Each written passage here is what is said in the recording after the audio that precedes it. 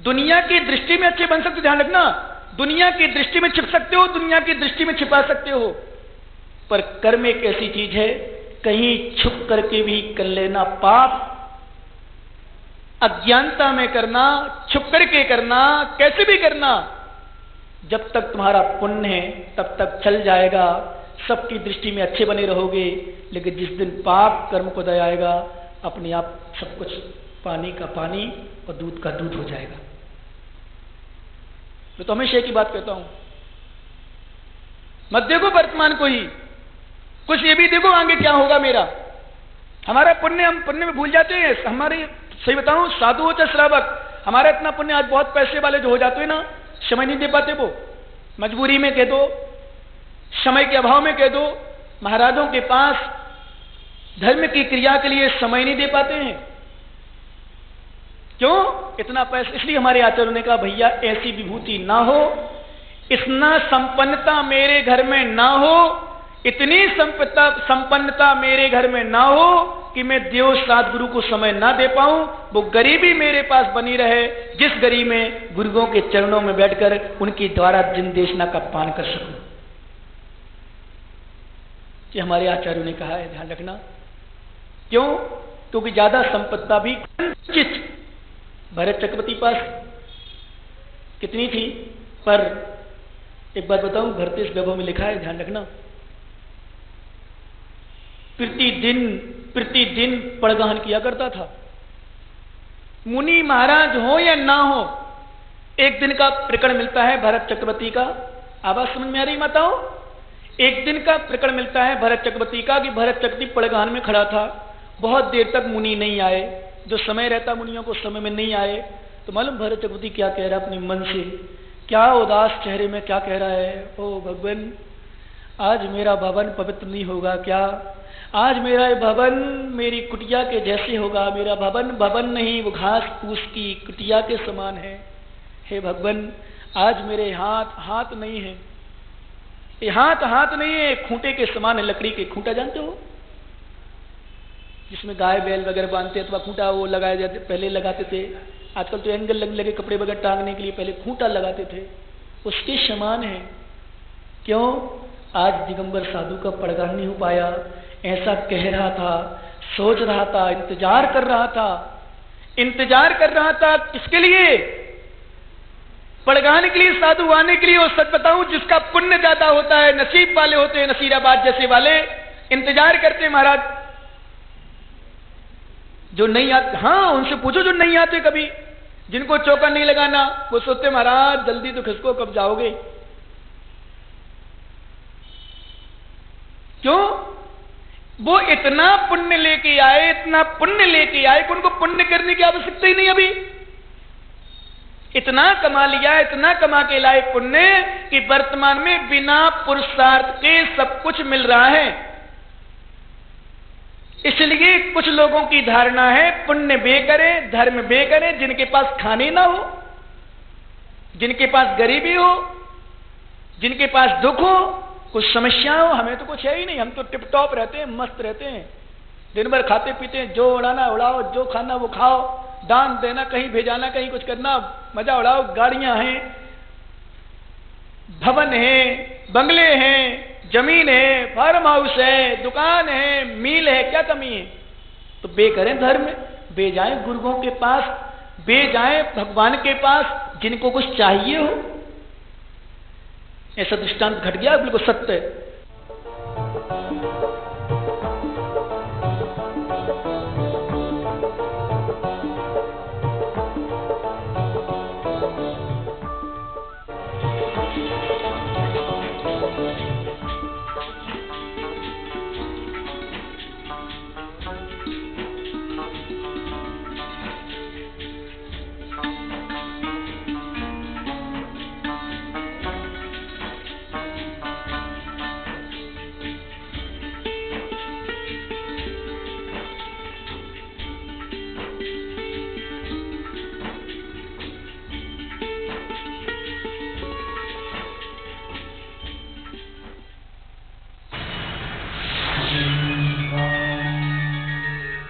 पंचम काल में जैन धर्म का सबसे बड़ा आश्चर्य है जिसने बढ़ाई जैन धर्म की शान, जिससे रहेगी जिन शासन की कीर्ति अमर। विश्व में प्रथम बार Guinness book of world record में दर्ज हुई जिसकी अमर ख्याति। मांगी तुंगी सिद्ध क्षेत्र में विराजमान दिव्य शक्ति चारित्र चंद्रिका, परम पूज्य गढ़नी प्रमुख आर्य का शिरोमणि श्री ज्ञानमती माता जी की प्रेरणा से निर्मित ऋषभगिरी मांगी तुंगी पर अतिशयकारी विश्व की सबसे ऊंची 108 फुट श्री ऋषभ देव भगवान की प्रतिमा का महामस्तकाभिषेक 18 फरवरी से निरंतर चल रहा है। यदि आपने अभी तक इस ऐतिहासिक महामस्तकाभिषेक में शामिल होने एवं भगवान के दर्शन करने का लाभ अर्जित नहीं किया है तो शीघ्रता करें। ये आपके जीवन के स्वर्णिम एवं ऐतिहासिक पल होंगे। आने वाले भक्त अपनी अपनी सुविधानुसार जुलाई से 30 अक्टूबर दीपावली तक भी महामस्तकाभिषेक हेतु आ सकते हैं। अधिक जानकारी के लिए संपर्क करें। मांगी तुंगी चलो।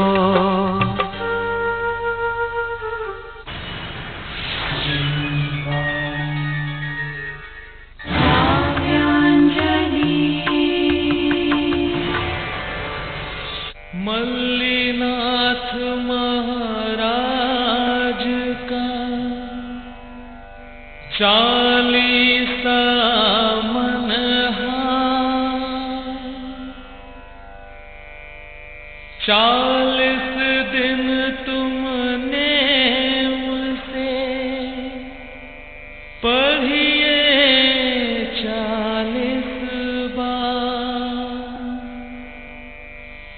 दर्शन को चलते समय करिए इसका पार। दुख चिंता बाधा मिटे,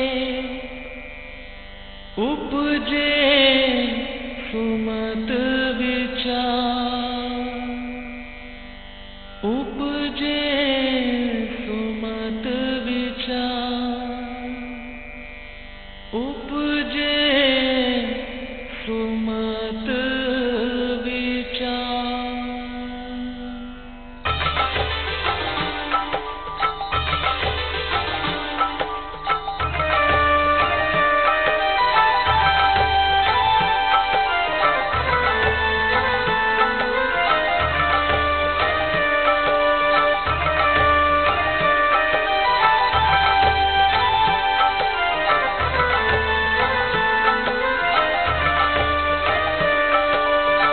जय श्री मल्लीनाथ जिन राजा, मिथिला नगरी के महाराजा। पिता कुंभ प्रभावित माता, इक्ष्वाकु कुल जग विख्याता। तज कर शादी की तैयारी, आकर दिशा वन में धारी। अथिर अतार समझ जग माया, राजकुमार त्याग मन भाया। ऐसा तुमने ध्यान लगाया, केवल ज्ञान छठे दिन पाया। ऊंचा 25 धनुष बदन था, चिन्ह कलश का रंग स्वर्ण था। दिए उपदेश महान निरंतर, समवश ऋण में 28 गढ़धर।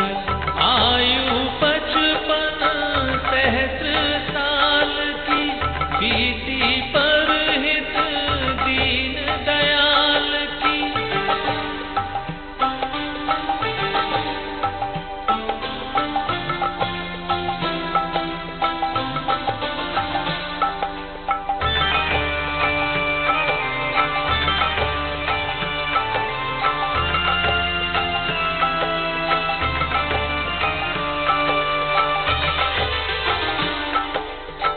करते हुए हितकार हितंकर, समवश आया हस्तिनापुर। बनियाद में निशिया उनकी, देश धाम वंदना जिनकी। धन्य धन्य श्री मल्ली जिनेश्वर मोट गए सम्मेद शिखर पर। पहली निशिया शांतिनाथ की, दूजी निशिया कुंतुनाथ की, तीजी निशिया अरहनाथ की, चौथी निशिया मल्लीनाथ की। गए जिनको द्रव्य चढ़ावे, 16 शुद्ध भावना भावे। अजब विशाल है मंदिर मनहित, 4 जगह प्रतिमाएं स्थापित। मानस स्तंभ बने द्वार पर, बिंब विराजे चौमुख जिस पर।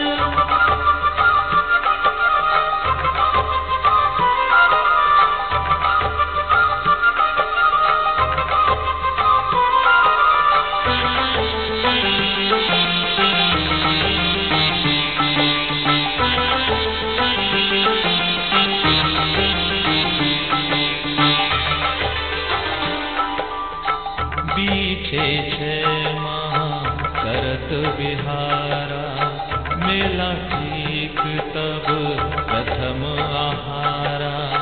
यही दियो श्रेयांस राव ने, यही दियो रस आदिनाथ ने।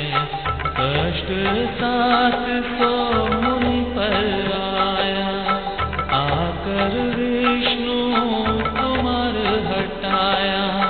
पांडव 2 एक भव शिवलीनो, बाकी चर्म शरीरों तीनों।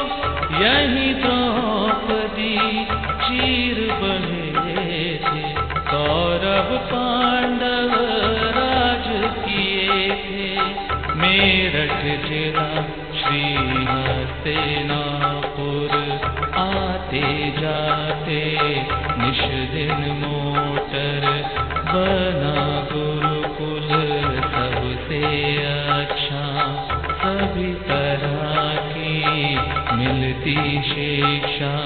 स्वच्छ सदाचारी हो रहकर, ज्ञानी गुणी बने पर पढ़ कर।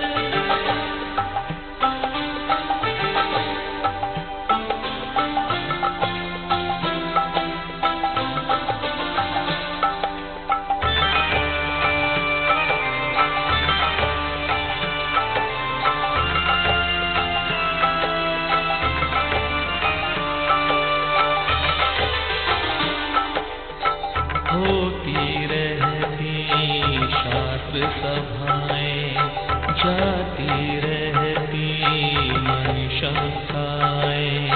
ब्रह्मचारी त्यागी ग्रहति जन कर कराए। आत्मचिंतवन उत्तम 6 हो धर्मशालाएं। नर नारी रह कर सुख पाए, बिजली लगे नल जल के। सुंदर पौधे मीठे फल के, कर तवन मंत्री जी मैनेज। बड़े अधिक 6 महोत्सवों पर, जेठ कार्तिक निर्वाण के। लड्डू चढ़ते शांति वीर के, आए हजारों बहना भाई। आते जब दिन पर्व 28, मेला हो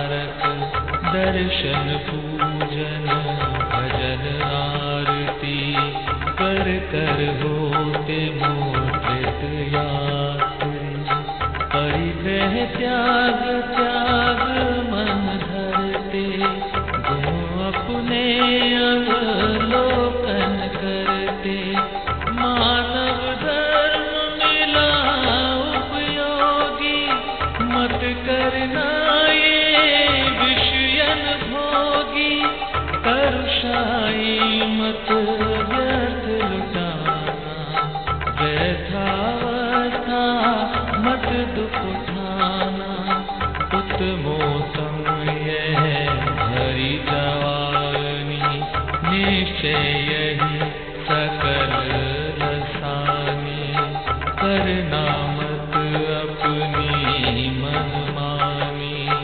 अच्छी इच्छाएं मन में लानी रत्न त्रयोदश धर्म सुहाना धर्म कर्म नित सुमन निभाना धर्म कर्म नित सुमन निभाना धर्म कर्म नित सुमन निभाना।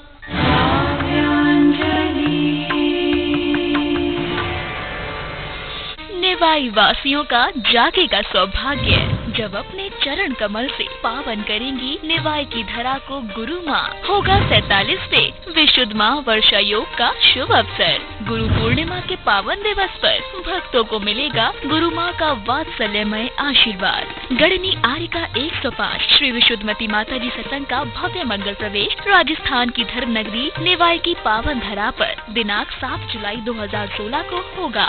साथ ही दिनांक 18 जुलाई 2016 को होगी चातुर्मास कलश स्थापना एवं गुरु पूर्णिमा के पावन अवसर पर 19 जुलाई 2016 को होगा गुरु पूर्णिमा महोत्सव। साधर्मी बंधु आयोजन में सम्मिलित हो धर्म लाभ ले। निवेदक सकल दिगंबर जैन समाज निवाई राजस्थान। सौजन्य से श्री कैलाश चंद्र जैन खजांची सुसनेर मध्य प्रदेश। संपर्क सूत्र 9414479107 8852822665 9414642887।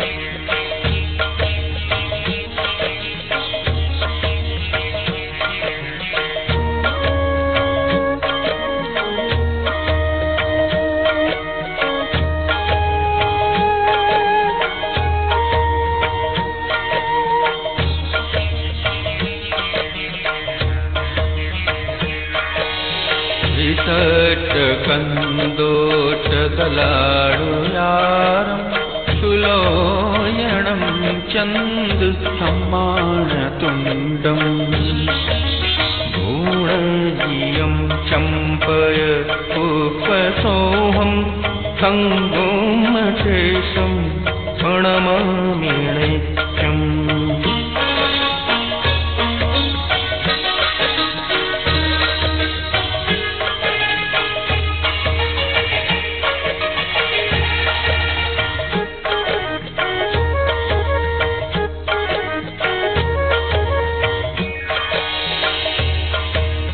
कच्छाय सच्छं जलकन्तगण्डम् आवाहुदोलं त्रिशुक्कण्णपासम् गैन्दसुण्डुजलबाहुदण्डं सङ्गौमटेशं प्रणमामि नित्यं प्रणमामि नित्यम्।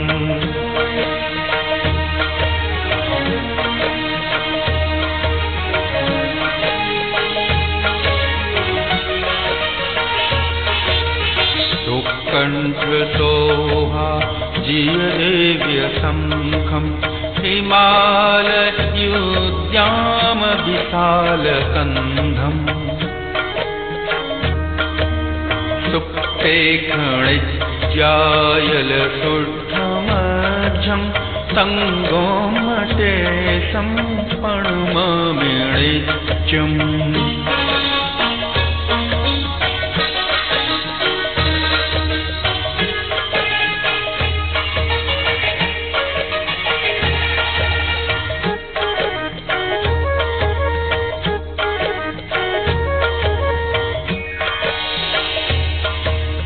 विच्छाय लक्के पविभासमाणं सिंहामणिं सवसुचेदियाणम्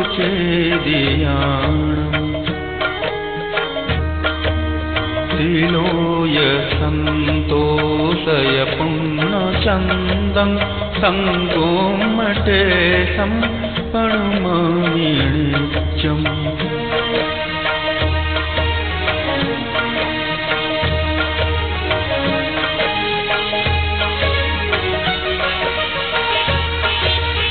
लया समक्कन्त महाशरीरं भवावलीलब्ध सुखपरुखम् देविन्दविन्दच्चिय कायपौमं संगोमटे संपणुमामिणित्यम्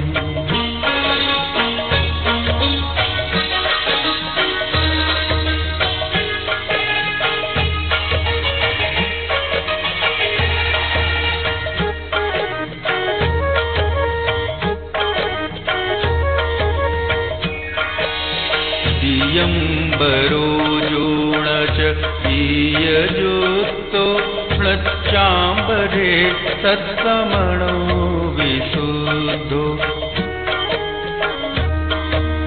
तप्पादिजन्तु फुसदोणकम्पो संगोमटे संपणुमामिणित्यम्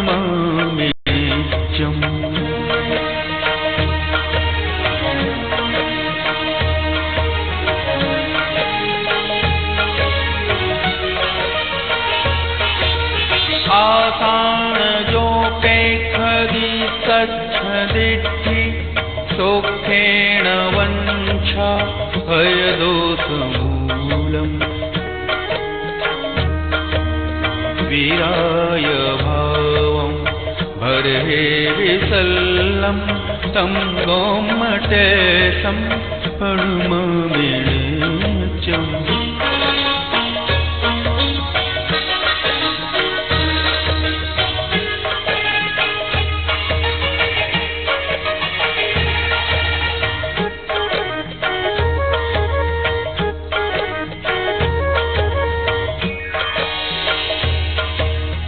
उपाये मोद्धं गणधामवर्ज्यं सुसम्मजुक्तं मयमोहहारयन्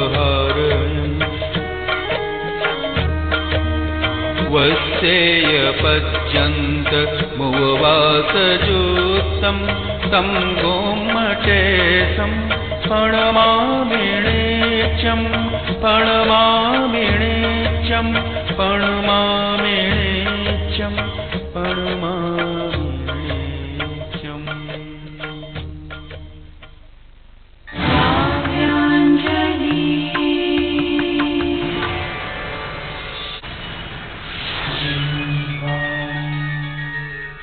पंचम काल में जैन धर्म का सबसे बड़ा आश्चर्य जिसने बढ़ाई जैन धर्म की शान, जिससे रहेगी जिन शासन की कीर्ति अमर। विश्व में प्रथम बार Guinness book of world record में दर्ज हुई जिसकी अमर ख्याति। मांगीतोंगी सिद्ध क्षेत्र में विराजमान दिव्य शक्ति चारित्र चंद्रिका परम पूज्य गणनी प्रमुख आर्य का शिरोमणि श्री ज्ञानमती माता जी की प्रेरणा से निर्मित ऋषभगिरी मांगीतुंगी पर अतिशयकारी विश्व की सबसे ऊंची 108 फुट श्री ऋषभ देव भगवान की प्रतिमा का महामस्तकाभिषेक 18 फरवरी से निरंतर चल रहा है। यदि आपने अभी तक इस ऐतिहासिक महामस्तकाभिषेक में शामिल होने एवं भगवान के दर्शन करने का लाभ अर्जित नहीं किया है तो शीघ्रता करें। ये आपके जीवन के स्वर्णिम एवं ऐतिहासिक पल होंगे। आने वाले भक्त अपनी अपनी सुविधानुसार जुलाई से 30 अक्टूबर दीपावली तक भी महामस्तकाभिषेक हेतु आ सकते हैं। अधिक जानकारी के लिए संपर्क करें। मांगीतुंगी चलो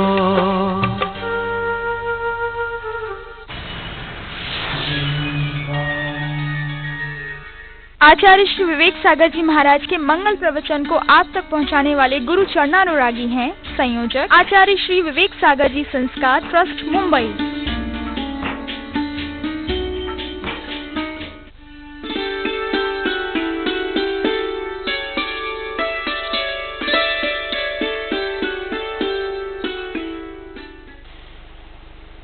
अतिचार से रहित और मरण के समय में संन्यास को संलेखना को धारण करने से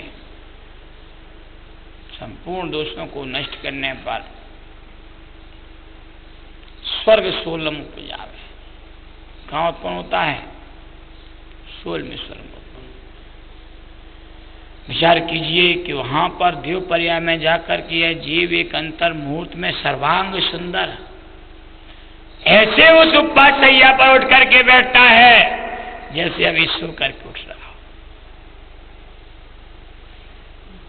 आत्मरक्ष पारिषद आदि जाति के जो देव हैं, यदि ये जीव पुण्यवान हैं और 16वें स्वर्ग तक उत्पन्न हो रहा है, सम्यक के साथ में है, तो वे आत्मरक्ष आदि देव जाकर के उसकी स्तुति और गुणगान करने लग जाते हैं। जय विजय नंद वर्धस आदि वे उत्तम उत्तम शब्दों के द्वारा उस जीव की स्तुति करने लग जाते हैं। तो सोचिए कि वह देवगति में माता पिता नहीं होते हैं, वेद दो ही होते हैं, स्त्री और पुरुष का नपुंसक वेद नरकों में देवगति में नहीं होता। इसलिए उमा स्वामी लिखा ना देवा, देव नहीं होते। क्या नहीं होते? देव देव ही नहीं होते हैं। नहीं, देव तो होते हैं पर देव नपुंसक नहीं होते। देव नपुंसक नहीं होते हैं। स्त्री और पुरुष ये दो ही वेद होते हैं, लेकिन वहां संतान को जन्म देने वाले माता पिता नहीं होते। वो तो वहां पर संपुरुषैया होती है, उपवास शैया होती है, और उपवास शैया पर वहां जाकर के बस उत्पन्न हुए। और एक अंतर्मुहूर्त में, एक अंतर्मुहूर्त माने 48 मिनट का काल, 48 मिनट के काल मात्र में वो ऐसे उठ करके बैठते जैसे अभी सो करके उठा।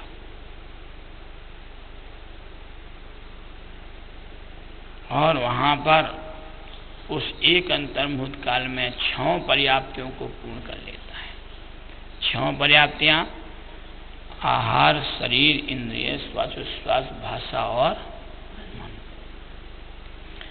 ये देवगति में 6 पर्याप्तियां होती हैं, और इन 6 पर्याप्तियों की पूर्णता वह एक अंतर्मुहूर्त काल में हो जाती है।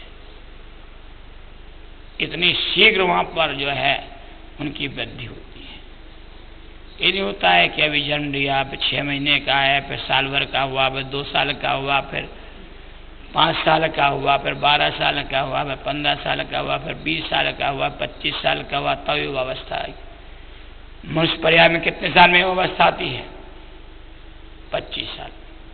लेकिन वहां एक अंतर्मुहूर्त में अवस्था आ जाती है। देवगति में एक अंतर्मुहूर्त काल में युवा अवस्था आ जाती है। इसलिए वहां पर पर्याप्तियां न यौवन से युक्त वह सुंदर शरीर व सर्वांग सुंदर उन देवों का संस्थान समचतुर संस्थान वज्र सब नारासन। लेकिन अंतर इतना है कि मनुष्य गति में तो ठोस शरीर तत्पर औदारिक शरीर होता है, लेकिन देवगति में वह वैक्रिक शरीर होता है, वह ठोस शरीर नहीं होता, यानी वह औदारिक शरीर नहीं होता। और जब वहां वैक्रिक शरीर होता है तो वैक्रिक शरीर के कारण से वहां पर वे उनके जो वैक्रिक शरीर के विशुद्ध उस शरीर के योग पुण्यमयी प्रदेश परमाणु होते हैं, उन्हीं प्रदेश परमाणुओं के साथ में वाव सागरों पर्यंत अपनी आयु को पूर्ण करते हैं। सागरों की आयु उन जीवों की होती है। और ये भी कहा जाता है कि वहां पर जिन देवों के जितने सागर की आयु होती है किसी के उतने मुहूर्त में, किसी के उतने दिनों में श्वासोश्वास, और श्वासोश्वास भी उनकी कैसी निकलती हैं?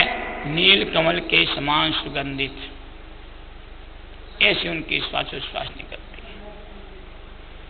इस प्रकार से या देवगति का भी उत्तम शरीर जीवों को प्राप्त होता है तो सावक के 12 वृत्तों को पालन करने से।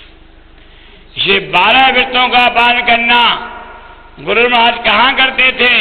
अरे मुनि महाराज के तो 12-13 प्रकार का चार पालन करना सहज हो जाता है, सामान्य हो जाता है, लेकिन श्रावक के 12 वृत्तों को पालन करना थोड़ा सा कठिन हो जाता है। क्यों? क्योंकि जिनकी चटपटी जिह्वा है, जिनकी चटपटी जिह्वा है, जो केवल संसार के होटलों के ही चटपटे आइटम को खाने में अपने समय को गुजारते हैं, उन्हें 12 वृत्तों का पालन करना भारी लगेगा। क्योंकि वो 12 व्रत जीवों के ऐसे पालन हो जाते हैं, उसमें सब कुछ छूट जाता है। रात का भोजन, रात का पानी, सारी चीजें छूट जाती हैं। वैसे भी कहा जाता है रात में पानी पीने से किसका पाप लगता है? खून पीने के बराबर पाप लगता है, और रात्रि भोजन करने से मांस खाने के बराबर पाप लगता है। तो इस प्रकार से आचार्य भगवंत कहते हैं कि व्रतों को पालन करने से इस जीव के लिए सर्वत्र सुख की प्राप्ति होती है, क्योंकि व्रत ही इस जीव के लिए सुख देने वाले हैं। जो 24 तीर्थंकर हुए हैं, उन 24 तीर्थंकरों ने में से 19 तीर्थंकरों ने राज शासन किया है। क्या किया है? राज शासन किया है। कितने तीर्थंकरों ने? 19 तीर्थंकरों ने राज शासन किया है। और राज शासन करने पर उन 19 तीर्थंकरों ने सब कुछ प्राप्त किया, लेकिन सब कुछ प्राप्त करने के पश्चात भी उन्हें मुक्ति की प्राप्ति कब हुई? जब उन्होंने व्रतों को अंगीकार किया, चारित्र को धारण किया। बिना चारित्र को धारण किए बिना उन तीर्थंकर जैसे महापुरुषों के लिए भी मुक्ति की प्राप्ति नहीं हुई। उन तीर्थंकरों को भी उस मुक्ति को प्राप्त करने के लिए अंतोगत्वा चारित्र को अंगीकार करना पड़ा, संयम को अंगीकार करना पड़ा।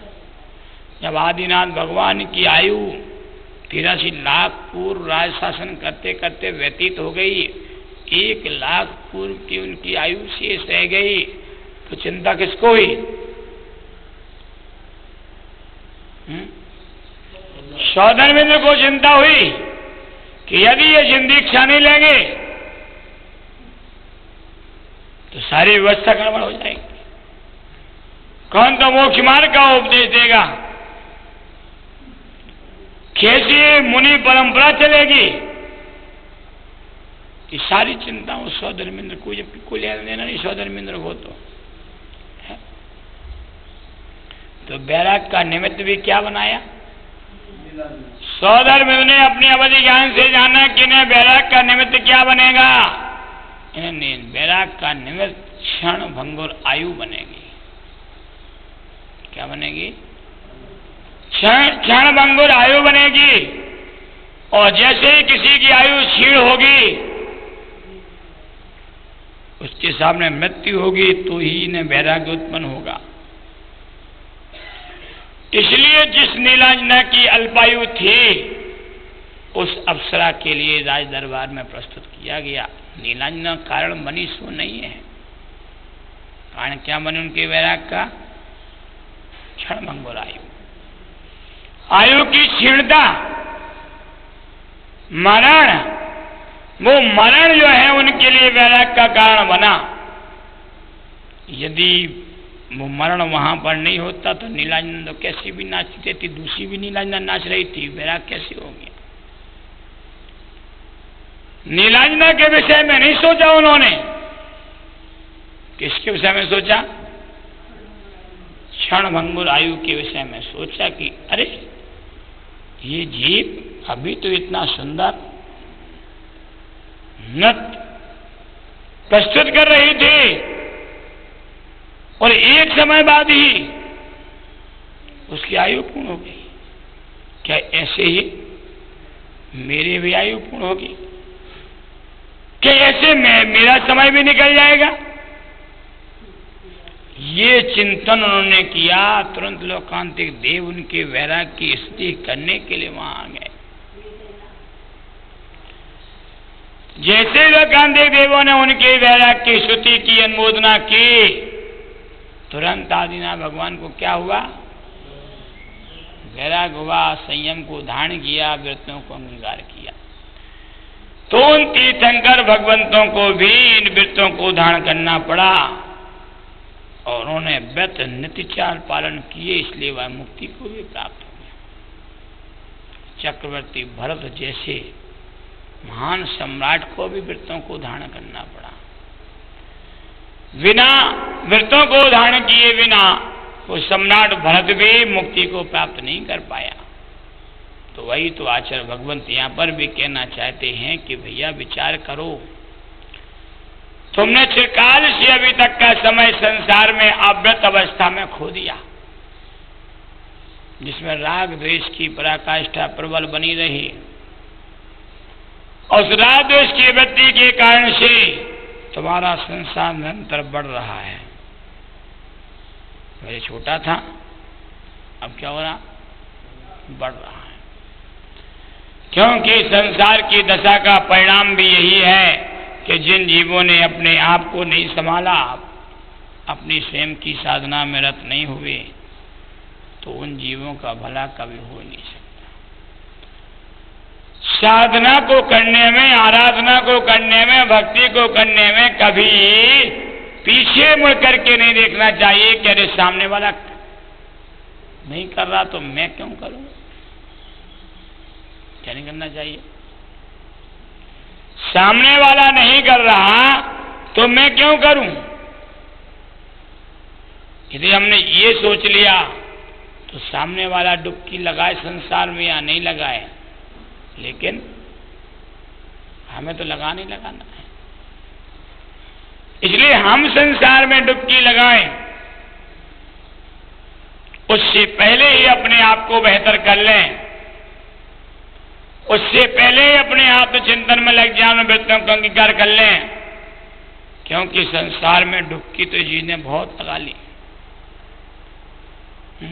कभी एक इंद्रिय में, कभी दो इंद्रिय में, कभी तीन इंद्रिय में, कभी चार इंद्रिय में, कभी अशेनी पंच इंद्रिय में, कभी शैनी पंच इंद्रिय में। इन सारी अवस्थाओं में इस जीव ने डुबकी लगाई और उस संसार की अवस्थाओं की डुबकी लगाने से बचने के लिए आचार्य भगवंतों ने उपदेश दिया कि भैया वृत्तों का अंगीकार करो। व्रत ही इस जीव के लिए खेवटिया का कार्य करने वाले। व्रतों के बिना इस जीव का संसार से कोई खेवटिया का कार्य करने वाला नहीं है। यदि व्रतों के बिना संसार से कोई खेवटिया होने वाला होता तो विचार करो, इतने बड़े बड़े महापुरुष हुए हैं। ये सब हमें प्रतिमान योग से मिलेगा। कितने महापुरुष हुए हैं और महापुरुषों ने क्या किया अपने जीवन के अंत में। इन 24 तीर्थंकरों ने, 12 चक्रवर्तियों ने क्या किया अपने जीवन काल में। उन्होंने वही किया जो आज हमें अब करना चाहिए।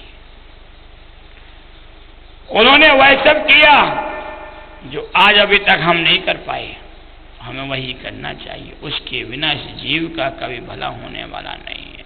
संसार की संपदाएं तो इस जीव को चिरकाल से मिलती रही, इसलिए विचार संसार की संपदाओं पर नहीं करना। विचार करो कि संसार की संपदा 1 इंच भूमि के लिए भी लोग, अभी एक दिन अखबार में पढ़ा था कि एक पुत्र ने अपने पिता से 5 रुपए मांगे हैं। कितने मांगे? 5 रुपए मांगे और पिता ने वो 5 रुपए देने से इनकार किया। उस पुत्र ने अपने पिता को मौत के घाट उतार दिया। बताओ, एक पुत्र एक पिता के लिए किसके कारण से 5 रुपए के पीछे उसका सारा जीवन समाप्त कर दिया। तो संसार की जितनी भी वस्तुएं हैं इस जीव के लिए केवल इन्हीं कारणों में उलझा करके रखती हैं। और जीव को अहंकार भी मद भी किन में आता है? इन्हीं चीजों में आता है। कभी धर्म आदि कार्यों में मद नहीं आता जीव के लिए, संयम को पालन करने पर मद नहीं आता है। ये जीव को धर्म करने पर या संयम का पालन करने पर मद आ रहा है, अहंकार आ रहा है, तो समझ लेना कि उस जीव ने अभी संयम धारण किया ही नहीं, अभी तो बाहर बाहर बाहर बाहर का संयम धारण किए हुए। इसलिए हमें पुण्य के साधनों को जुटाना चाहिए। पुण्य के साधनों को हम जितना जुटाएंगे उतना ही हमारा जीवन परम पुनीत बनेगा। कहा जाता है पड़े बुद्धि ऊण सुतूट ठी ओ बेसंखाई मोहरस देहम दट्टूण सुर विभूयिम बिंबियो बलोय किम सुवर्ण दंसणमिणम ना बेती जो चिट्ठे वियपेणो आयंती तक्कड़म चिये थुई महिला आयर खायम जय जीव नंद बुड्ढा ईचारो सद्देहम सोए रम्येहम अक्षर सयाऊ चित्तो अक्षर सयाऊ वित्तो कणंतिम चाडूणी विविहाणी। आचार्य भगवान कहते हैं कि वह जीव जब देवगति से उत्पन्न होता है, देवगति में जिसका जन्म हो जाता है, तो देवगति में उत्पन्न हो जाने पर वह जैसे उपवास शैया पर वह बैठता है तो ऐसे प्रतीत होता है कि जैसे वह सोकर के उठ रहा हो।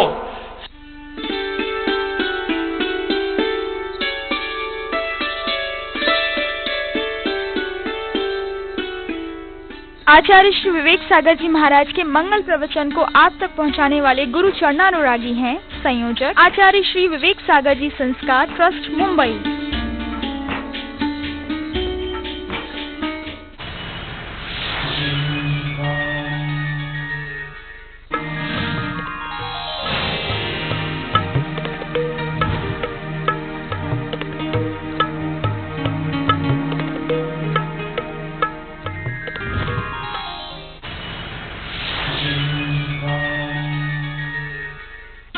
श्री 105 ज्ञान सागर जी महाराज की मंगलवाणी आगमधारा के पुण्यार्चक हैं आगमधारा परिवार।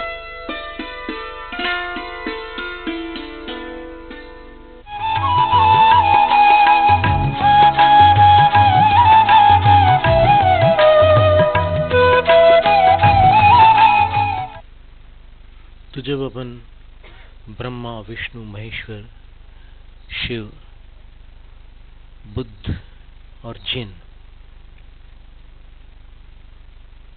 इन शब्दों से जाने जाने वाले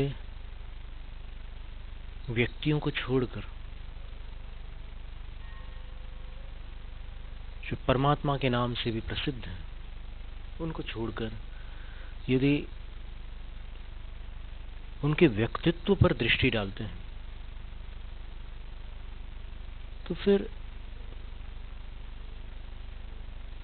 भले ही कुछ मामूली फर्क हो,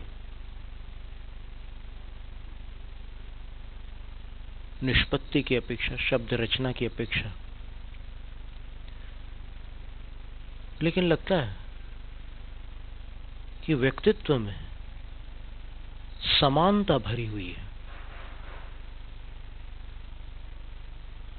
जो अनंत ज्ञानादि गुणों से वृद्धिंगत है,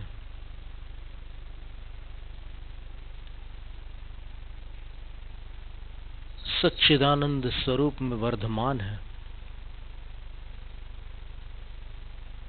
ब्रह्म स्वरूप के शाश्वत आनंद में स्थिर है, वो ब्रह्मा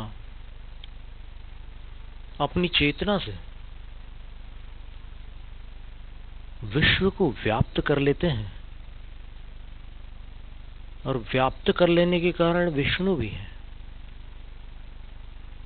और परम कल्याण स्वरूप होने से वही शिव है। सब कुछ जान लेने के कारण वही बुद्ध है। और यह स्थिति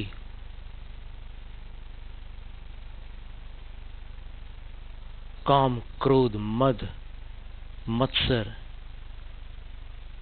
मोह, लोभ, इन अंतरंग षड रिपुओं पर अथवा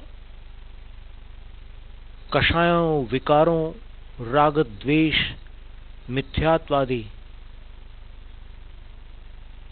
दोषों पर विजय प्राप्त किए बिना संभव नहीं है, इसलिए वे ही जिन है। तो इस तरह जब अपन विचार करते हैं तो परमात्मा स्वरूप एक प्रतीत होता है, और लोक में एक मान्यता भी है, गॉड इज वन,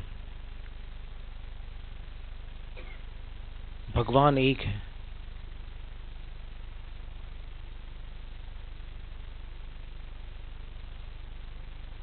रूप की अपेक्षा से देखेंगे तो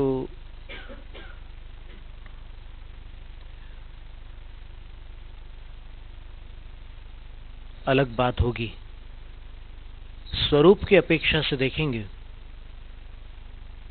तो गुणों की समानता के कारण वो भगवत तत्व, जो परमात्मा स्वरूप है, वो एक है। फिर इस विषय में मत मतांतरों में कुछ अंतर है, लेकिन बात यह है कि जिनका भगवत स्वरूप है, जो परमात्मा है, उनके द्वारा बताई गई आत्मा जानने योग्य होगी, क्योंकि आत्मा अगर आत्मा की बात करे तो निस्संदेह उसमें चूक हो सकती है। परमात्मा अगर आत्मा की बात बताए तो वो अचूक है। अब समस्या ये है कि परमात्मा का फैसला कैसे करें।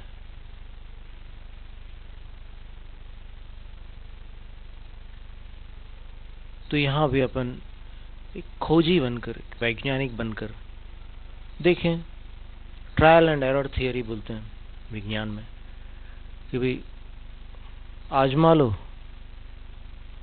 और अगर दोष लगे तो छोड़ दो, फिर आजमाओ, फिर अगर लगे कि बात नहीं बन रही है तो और आगे बढ़ो। थॉमस अल्वा एडिसन ने हजारों बार बल्ब बनाने की कोशिश की, नहीं बना।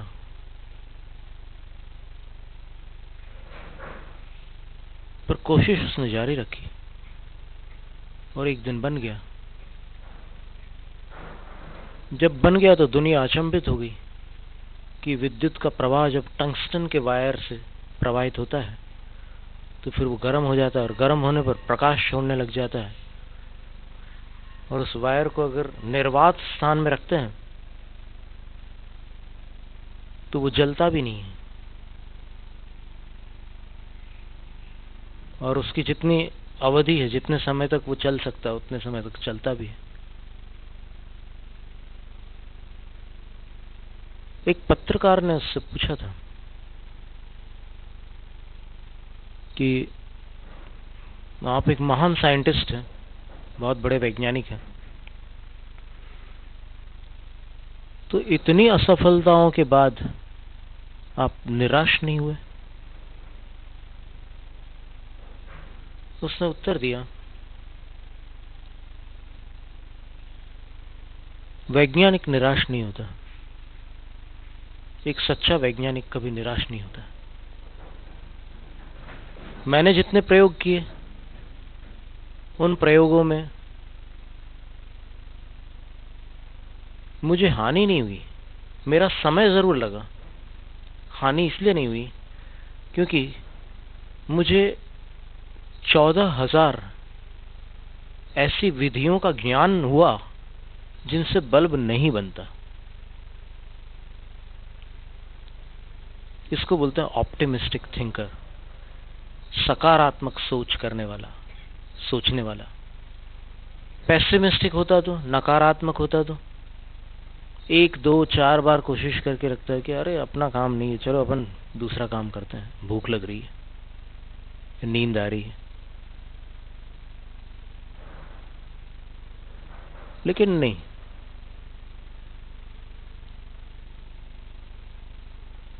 थोड़ा सनकी होना जरूरी है। कोई अनोखी खोज करने के लिए एक पागलपन आवश्यक है। बाकी तो ठीक है, सारी दुनिया जैसी चल रही है सो चल रही है, उसमें कोई बात नहीं है। लेकिन ये कुछ ऐसी दुनिया है, कितनी सारी ऐसी ऐसी चीजें हैं दुनिया में। Guinness book of world records में देखो आप, या फिर गिनेस वर्ल्ड रिकॉर्ड्स की वीडियोस देखें, तो फिर कैसे कैसे विचित्र काम करते हैं लोग। कुछ काम तो सचमुच लगते हैं कि बिल्कुल ये विक्षिप्त हो गए क्या, ऐसे सब काम कर रहे हैं। तवे के ऊपर से चल रहे हैं और कहां से कहां छलांग लगा रहे हैं और न जाने क्या क्या कर रहे हैं। पर कभी कभी ऐसे ही लोग कुछ कर गुजरते हैं। तो एडिसन ने ही जवाब दिया था कि नहीं, निराशा नहीं हुई मुझे, क्योंकि मुझे बार बार ऐसी ऐसी विधियां मिली। मुझे लगा कि चलो एक विधि और मिल गई जिससे बल्ब नहीं बनता, एक विधि और मिल गई और अंत में बल्ब बन गया। और वो बल्ब आज तक इस्तेमाल होता है। एडिसन ने जिस तरीके का बल्ब बनाया था, भले उसमें कुछ आकार प्रकार का फर्क हो, लेकिन उसकी जो टेक्नोलॉजी थी, तकनीक थी, वो आज भी चलती है। तो इसी प्रकार भगवान की खोज करना है, परमात्मा की खोज करना है, तो उसके लिए भी दीवाना बनना पड़ता है। और आत्मा की खोज करना है तो उसके लिए भी दीवाना होना पड़ता है। जैसा हमने समयसार कलश के उस काव्य के आधार पर कहा था पहले, कि वो कहते हैं, गुरु अमृतचंद सूर्य आचार्य कहते हैं कि तुम हमेशा से तो पागल ही रहे हो। ये हम अपनी शैली में बताएं, उनके शब्द थोड़े से अलग हैं। पर तुम 6 महीने के लिए आत्मा के पीछे पागल बन जाओ, तो फिर वो हमेशा का जो पागलपन था वो एक बार में मिट जाएगा। और वो बिल्कुल विश्वास पूर्वक कह रहे हैं कि 6 महीने तुम अगर पागल बन गए तो फिर मुझे बताना कि तुम्हें वो बात आती है कि नहीं पकड़ में। अकड़ना नहीं है, अकड़ने से आत्मा पकड़ में नहीं आती। सब कुछ छोड़ते जाना है, सब कुछ छोड़ते जाना है। अपने फैसलों पर भी दृढ़ नहीं रहना है। फैसलों पर मतलब पाने के फैसले की बात नहीं कर रहे हैं। अब जैसे फैसला करिए ये आत्मा है, थोड़ा सब्र रखो, हो सकता है कि वो ना हो।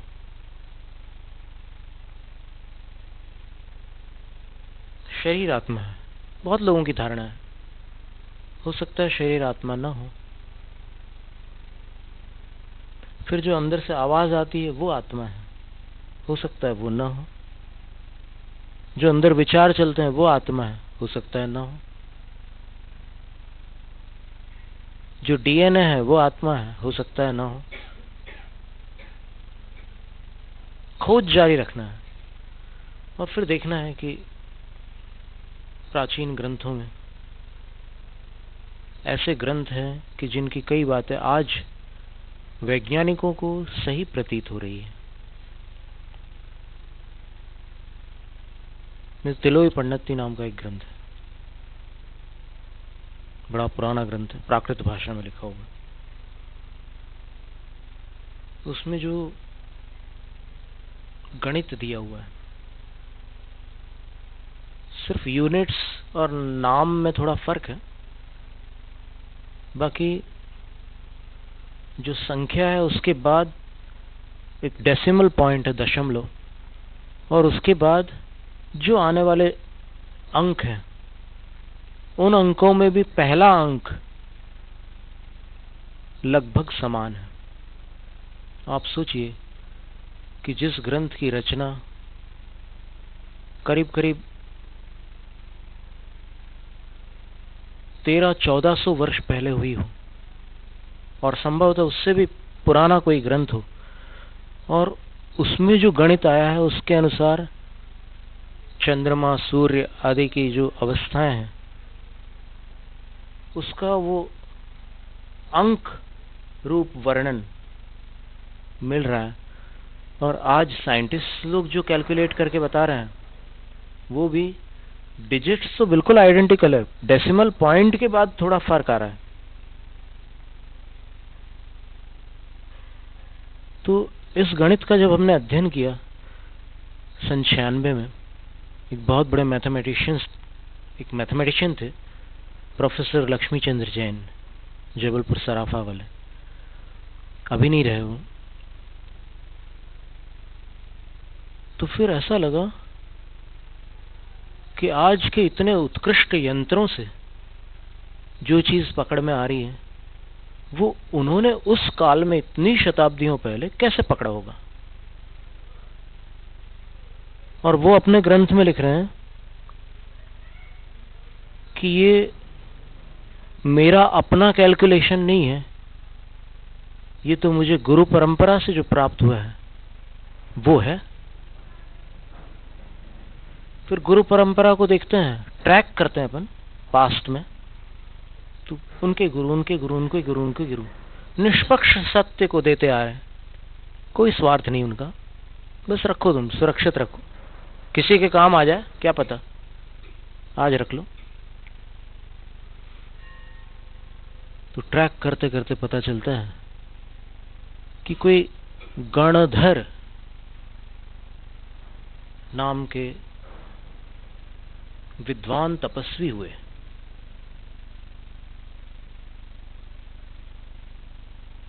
उन्होंने ये सारा गणित प्रस्तुत किया,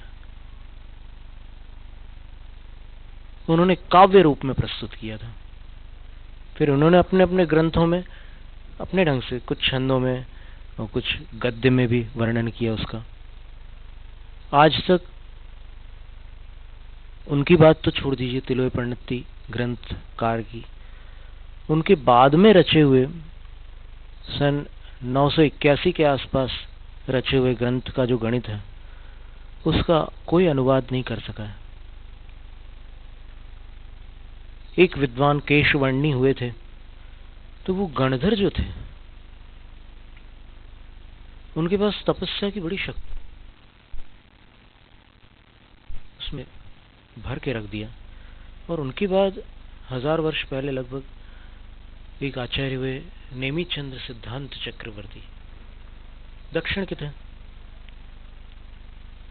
जैसे दक्षिण भारत विद्याओं का बड़ा केंद्र रहा है, उन्होंने जो ग्रंथ लिखे हैं प्राकृत भाषा में, आज तक उसका गणित जटिल लगता है। उसका अभी तक कोई हिंदी अनुवाद नहीं है या इंग्लिश अनुवाद नहीं है जिसमें सारा का सारा गणित समाविष्ट हो गया हो। खैर ठीक है, ये तो हम एक जानकारी दे रहे हैं, बात अपनी चल रही है उस ब्रह्म ज्ञान की। तो ब्रह्म तत्व का निर्णय करने के लिए बताने वाले की प्रामाणिकता बहुत जरूरी है। षटखंड आगम नामक एक 2000 वर्ष प्राचीन ग्रंथ में लिखा है, इसकी टीका में लिखा है, धवला में लिखा है, वक्तृ प्रामाण्याद वचन प्रामाण्यम। वक्ता सच्चा होगा तो उसकी बात सच्ची होगी। तो इस अपेक्षा से हम बताना चाह रहे थे कि अगर परमात्मा के वचन हैं, अब गणधरों तक जाएं और फिर उनसे पूछें कि आप कहां से ये ज्ञान प्राप्त करके आए हैं, तब फिर वो कहते हैं कि हमने साक्षात भगवान से ज्ञान प्राप्त किया है।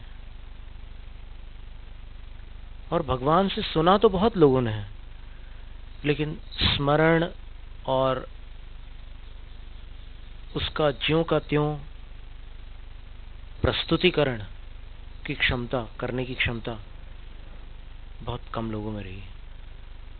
तो क्षमताधारी थे वो गणधर, थे ब्राह्मण कुलीन, लेकिन उनके पास वो क्षमता थी और उन्होंने वो बात काव्यात्मक रूप से प्रस्तुत की। फिर उनके शिष्य, उनके शिष्य, उनके शिष्य, ऐसा चलता रहा। और वो बात आज भी जब अपन देखते हैं, जैसे अभी हमने एक उदाहरण दिया था चंद्र सूर्य वगैरह के बारे में, तो वो अगर मैच कर रहा है तो इसका मतलब ये है कि शताब्दियों पहले का जो गणित है वो अभी तक अचूक है। और ऐसा ही कोई अचूक वक्ता मिल जाए जो आत्मा के बारे में कुछ जानकारी दे सके, तो फिर अपन अपनी क्षमता से परीक्षा करके, उसकी भी परीक्षा करके, अंधविश्वास का तो काम नहीं है, उसकी भी परीक्षा करके, उस बात को जानकर, समझकर और परीक्षण करके फिर देखें कि क्या है वो। और जब इतना सब करने के बाद वो चीज आती है समझ में, तो फिर शब्द कहीं छूट जाते हैं, तर्क कहीं छूट जाते हैं, जानकारियां कहीं छूट जाती है और सब कुछ विलीन हो जाता है। और तब समझ में आता है कि मैं जिसको मैं कह रहा हूं वो मैं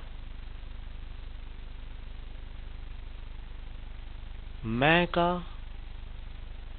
एक बहुत छोटा सा रूप है। मैं, अहम जब प्राप्त होता है तब अहंकार समाप्त होता है।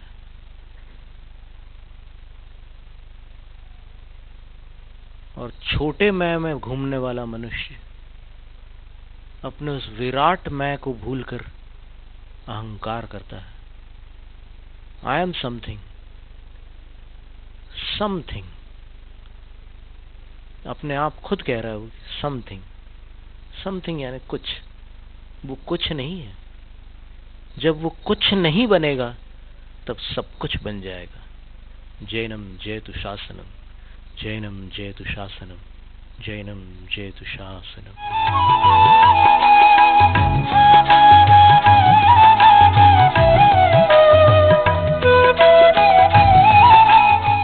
श्रीलक्ष्य 105 ध्यान सागर जी महाराज की मंगलवाणी आगमधारा के पुण्यार्जक थे आगमधारा परिवार।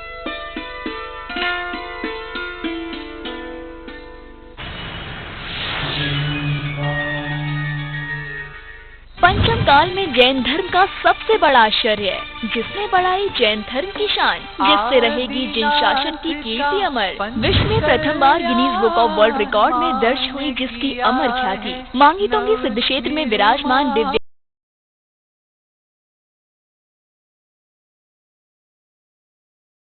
निर्मित ऋषभगिरी मांगी तुंगी पर अतिशयकारी विश्व की सबसे ऊंची 108 फुट श्री ऋषभ देव भगवान की प्रतिमा का महामस्तकाभिषेक 18 फरवरी से निरंतर चल रहा है। यदि आपने अभी तक इस ऐतिहासिक महामस्तकाभिषेक में शामिल होने एवं भगवान के दर्शन करने का लाभ अर्जित नहीं किया है तो शीघ्रता करें। ये आपके जीवन के स्वर्णिम एवं ऐतिहासिक पल होंगे। आने वाले भक्त अपनी अपनी सुविधानुसार जुलाई से 30 अक्टूबर दीपावली तक भी महामस्तकाभिषेक हेतु आ सकते हैं। अधिक जानकारी के लिए संपर्क करें। मांगी तुंगी चलो।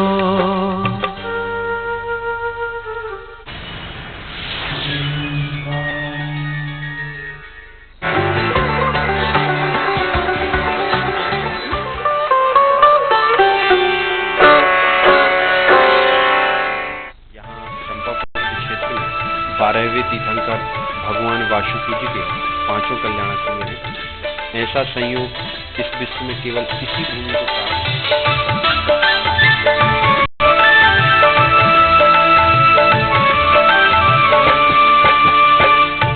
प्राप्त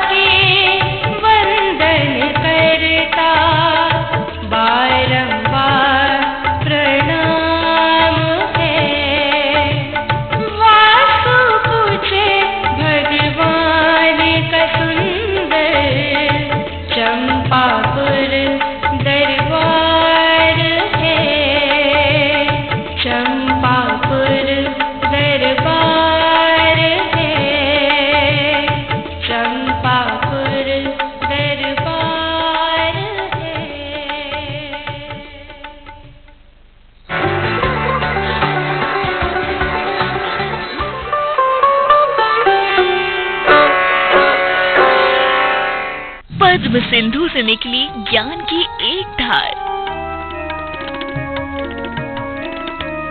जिसने संत का रूप धारण कर जन जन को दिखाया ज्ञान का मार्ग, जिनका संपूर्ण जीवन बन गया सारे जगत के लिए आदर्श। ऐसे आचार्य श्री सुकुमार नंदी जी महाराज की वाणी ने प्रकाशित किया आध्यात्मिक ज्ञान को। देखिए आचार्य श्री सुकुमार नंदी जी महाराज के मंगल प्रवचन प्रतिदिन रात्रि 10:40 पर सिर्फ जिनवाड़ी चैनल पर।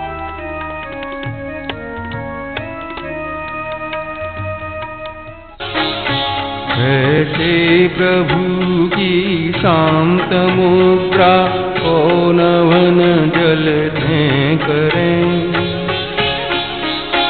जस भक्ति वश मुनि उक्ति तै हम मानु डिंग दीपक धरे। प्रातः काल की पुनीत बेला में अविरल जल की धारा से नित्य हो प्रभु का जलाभिषेक। देखिए आराधना प्रतिदिन प्रातः 6 बजे सिर्फ जिनवाणी चैनल पर।